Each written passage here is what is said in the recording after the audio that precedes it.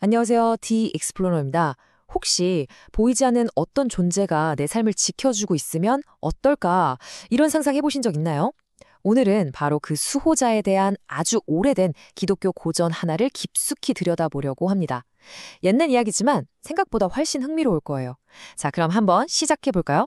우리 삶을 남몰래 돕는 보이지 않는 존재. 과연 정말 있을까요? 와, 이건 정말 인류가 수천 년 동안 계속 던져온 질문이죠. 오늘 저희 익스플레이너에서는요, 바로 이 질문에 대해서 아주 특별한 고전 텍스트 하나가 어떤 답을 내놓는지 그 흔적을 차근차근 따라가 보려고 합니다. 자, 그럼 본격적으로 들어가 보죠. 천사가 우리를 위해 무엇을 하는지 알기 전에 먼저 이 고전이 천사를 누구라고 정의하는지부터 알아야겠죠. 도대체 그들은 어떤 존재일까요? 이 텍스트가 시작부터 아주 단호하게 선을 긋는 게 있어요. 바로 이겁니다. 명확한 위계 질서.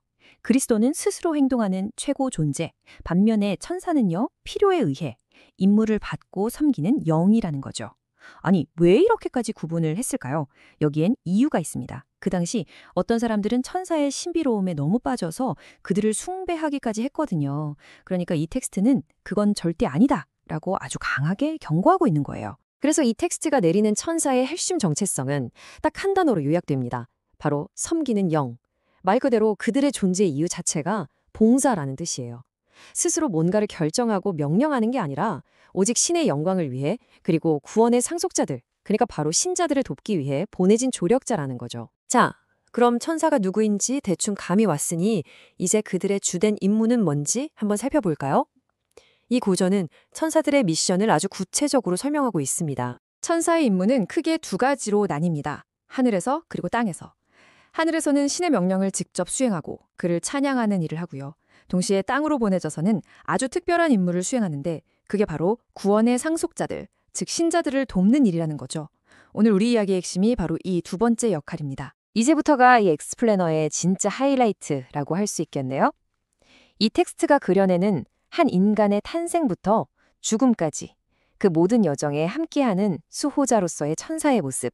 한번 따라가 보시죠. 이 텍스트가 묘사하는 그림은 정말 놀라울 정도예요. 천사의 보호는 우리가 생명으로 잉태되는 그 순간 어머니의 빗속에서부터 이미 시작된다고 말합니다. 그리고 어린 시절에는 우리를 가르치는 스승이자 길을 이끌어주는 보호자가 되고 성인이 되어서는 우리가 걷는 그 모든 길에서 우리를 지켜주는 말 그대로 평생의 동반자가 되어준다는 거죠. 그리고 이 기나긴 동행의 이야기는 이제 클라이맥스로 향합니다. 천사의 임무 중에서 가장 중요하고 또 가장 결정적인 순간이죠. 바로 한 인간의 죽음 그리고 부활의 순간입니다. 이 책이 인용하는 성경 구절인데요. 죽음의 순간에 천사가 어떤 역할을 하는지 정말 아름답게 보여주죠. 거지가 죽어 천사들에게 받들려 아브라함의 품에 들어가고 이 한 문장이 죽음 이후 영혼을 인도하는 천사의 모습을 생생하게 그려주고 있습니다. 이 텍스트는 그 마지막 여정을 이렇게 세 단계로 설명합니다. 첫째, 죽음의 순간. 천사들이 그 영혼을 아주 부드럽게 받아안습니다. 둘째, 그 영혼이 어둠의 세력에게 해를 입지 않도록 안전하게 하늘까지 호위하죠. 그리고 마지막으로 그 여정의 끝에서 영혼을 그리스도 앞에 데려다 주면서 자신들의 임무를 완수한다는 겁니다. 그리고 마침내 세상의 마지막 날 부활의 순간이 찾아옵니다.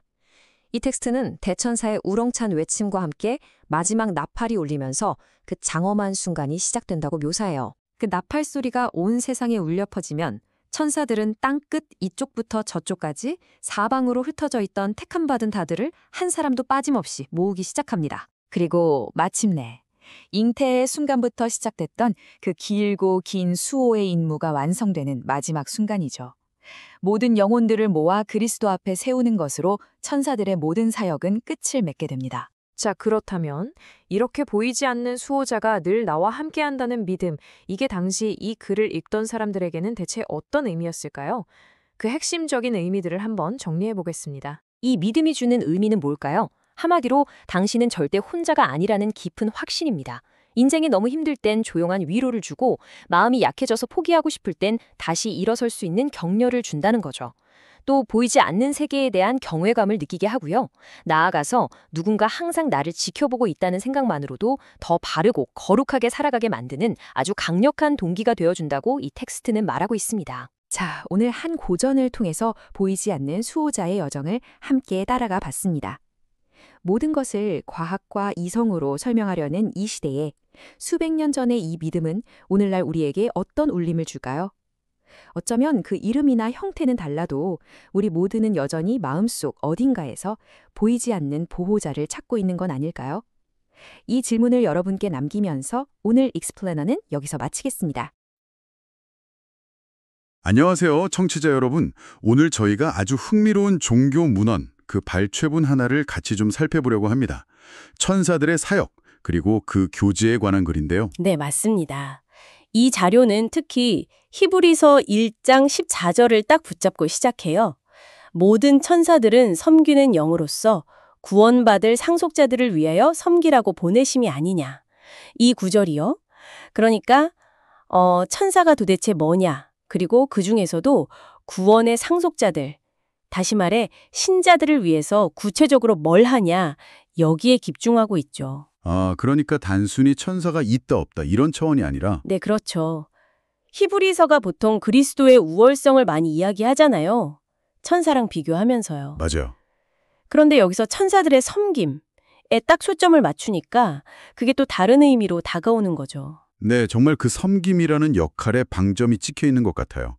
그럼 이 글에서 천사의 본질, 그 자체는 어떻게 설명하고 있는지부터 시작해 볼까요? 기본적으로는 영이다 이렇게 정의를 해요. 그런데 이게 완전한 영이신 하나님이나 또 우리처럼 육신이랑 결합된 인간 영혼하고는 좀 다르다고 구분을 짓습니다. 다른 종류의 영이군요. 네. 심지어 어떤 고대 문헌을 인용하면서 우리 눈에는 안 보이지만 뭐랄까 아주 미묘한 형태의 몸을 가졌을 수도 있다. 이런 가능성도 살짝 언급하고요. 흥미롭네요. 근데 사실 이 글에서 정말 중요하게 다루는 건 그 본질 자체보다는 직분이에요. 바로 섬기는 영이라는 그 역할 말이죠. 섬기는 영. 뭔가 굉장히 능동적인 느낌인데요. 구체적으로 어떤 종류의 섬김? 어떤 임무를 말하는 건가요? 하나님의 명령을 직접 수행하고 그분의 뜻을 따르는 존재들, 이게 기본이고요. 특히 이 글은 그 주된 임무가 구원받을 상속자들, 그러니까 신자들, 바로 그들을 위해서 보냄받았다는 점을 아주 강하게 일기해요. 네네. 그래서 파수꾼이다, 군사다, 메신저다 이렇게 불리면서 하나님과 우리 신자들 사이를 이렇게 오가는 역할을 한다고 묘사하고 있습니다. 여기서 좀 재밌는 포인트는 이 섬김이 모든 사람을 향한 건 아니라고 딱 선을 긋는 부분인 것 같아요. 맞아요. 정확히 보셨어요. 그게 이 글의 어떻게 보면 핵심 주장 중 하나거든요. 천사의 사역 대상은 특별히 하늘의 상속자들, 즉 신자들에게 딱 맞춰져 있다. 그렇군요. 악인들은 이런 특별한 보호나 돌봄의 대상이 아니라고 아주 분명히 이야기합니다. 그렇다면 청취자분들도 궁금하실 텐데요. 왜 이 강력한 천사들이 신자들을 섬기는 걸까요?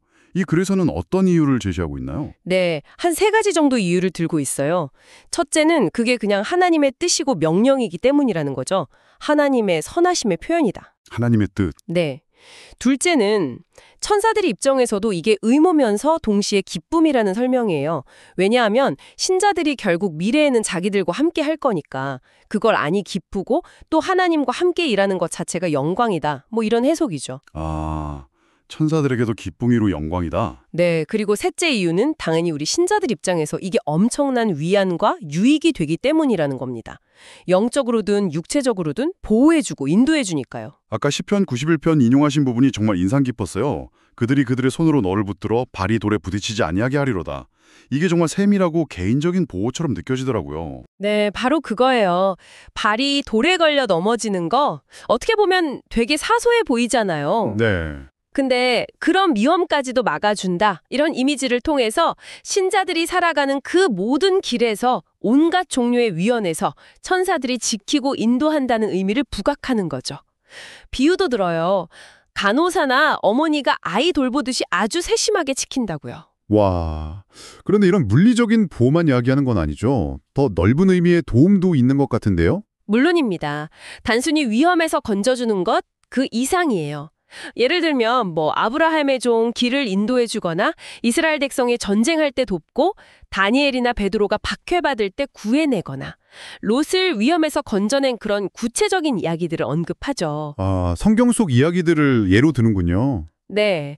그리고 더 나아가서는 눈에 보이지 않게 진리를 가르쳐 주기도 하고 선한 생각을 이렇게 불어넣어 주기도 하고 또 유혹을 물리치도록 돕고 슬플 때는 위로하고 격려도 해준다고 설명합니다. 정말 폭넓네요. 심지어는 우리가 죽는 순간 그 임종시에는 영혼을 맞이해서 천국으로 인도하고 마지막 부활과 심판 때에도 중요한 역할을 한다고 말하고 있어요. 와, 정말 삶의 시작부터 끝 그리고 그 이후까지 관여하는 거네요.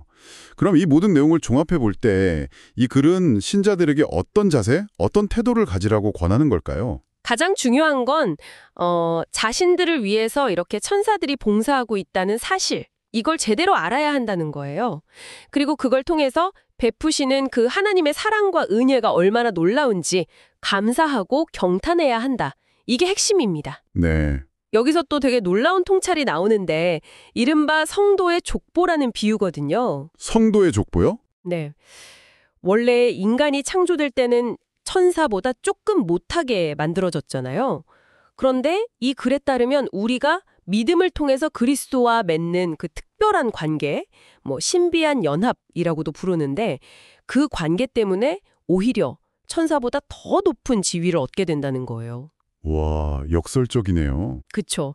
그래서 천사들의 섬김을 받게 된다는 거죠. 굉장히 흥미로운 관점인데요. 그러면 이걸 그냥 아는 데서 그치는 게 아니라 우리의 삶으로 연결되어야 한다는 그런 메시지도 강하게 느껴졌어요. 네, 정확합니다. 딱 그 지점이에요. 우리가 천사라는 이렇게 강력한 보호자를 둔 존재다. 왕과 같은 존재다.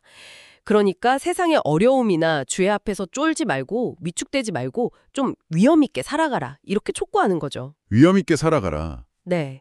그리고 또 천사의 도움을 당연하게 생각하지 말고 그 천사들을 보내주신 하나님께 감사해야 한다고 강조하고요. 여기서 중요한 건 천사 그 자체를 숭배하거나 기도하라는 게 절대 아니에요. 그들을 보내신 하나님께 감사하라는 거죠. 아, 그 구분이 중요하군요. 네. 그리고 마지막으로는 그 천사들의 거룩함을 본받아서 우리도 거룩하게 살아가도록 힘쓰라. 이렇게 권면하고 있습니다. 네, 오늘 이렇게 천사들의 사역에 대한 한 고전 문헌의 깊이 있는 통찰을 함께 나눠봤습니다. 천사가 그냥 막연한 신화 속 존재가 아니라 이 글에 따르면 우리 신자들의 삶 모든 순간에 함께하면서 돕는, 섬기는 영이라는 관점, 이게 참 새롭게 다가오는 것 같습니다. 네.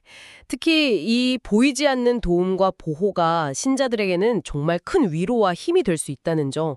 그리고 동시에 그렇기 때문에 그에 걸맞는 삶을 살아야 한다는 어떤 책임감. 이걸 함께 준다는 점이 이 글의 가장 큰 메시지가 아닐까 싶습니다. 네, 맞습니다. 이 글을 쭉 살펴보고 나니까 이런 질문이 하나 남는 것 같아요, 여러분. 만약 이 글에서 묘사하는 것처럼 정말 보이지 않지만 강력한 조력자이고 보호자인 천사가 늘 우리 곁에 있다면 그 사실을 우리가 진정으로 믿고 인식하는 것이 여러분의 매일매일의 생각과 행동 그리고 세상을 살아가는 태도에 과연 어떤 변화를 가져올 수 있을까요? 한 번쯤 각자 깊이 생각해 보시는 것도 좋겠습니다. 오늘 함께해 주셔서 감사합니다.